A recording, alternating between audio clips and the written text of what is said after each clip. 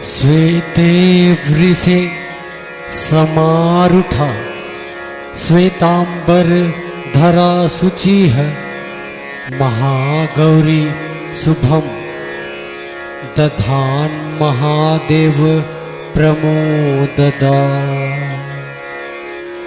माँ दुर्गा जी की 8वीं शक्ति का नाम महागौरी है। दुर्गा पूजा के 8वें दिन महागौरी की उपासना का विधान है। इनकी शक्ति अमोघ और सदा फलदायिनी है।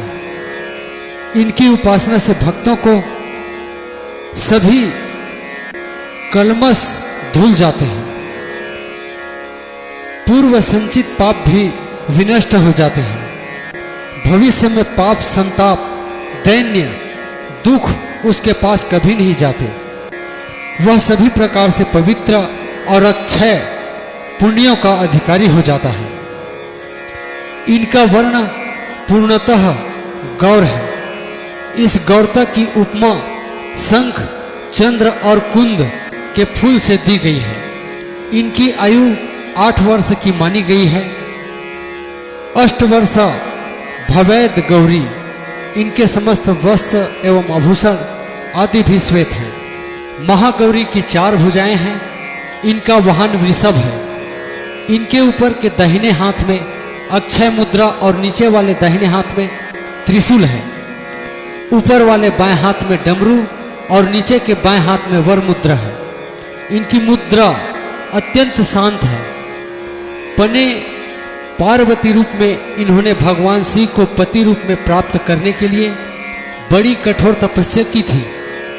इनकी प्रतिज्ञा थी कि विग्रह वर्दम शंभु नान्यम देवम महेश्वरात।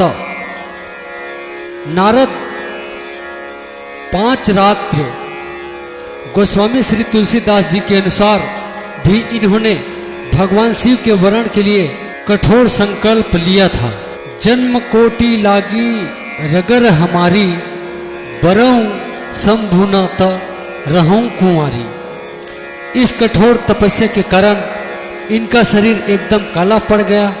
इनकी तपस्या से प्रसन्न और संतुष्ट होकर जब भगवान शिव ने इनके शरीर को गंगा जी की पवित्र जल से मलकर धोया, तब वह विद्युत प्रभा के समान अत्यंत कांतिमान गौर हो उठा। तभी से इनका नाम महागौरी पड़ा। माँ महागौरी का ध्यान, स्मरण, पूजन, आराधना भक्तों के लिए सर्व विधि कल्याणकारी है। हमें सदैव इनका ध्यान करना चाहिए। इनकी कृपा से अलौकिक सिद्धियों की प्राप्ति होती है। मन को अनन्य भाव से एकनिष्ठ कर मनुष्य को सदैव इनके ही पादर बिंदों का ध्यान करना चाहिए। महागौरी भक्तों का कष्ट अवश्य ही दूर करती है। इनकी उपासना से आर्तजनों के असंभव कार्य भी संभव हो जाते हैं।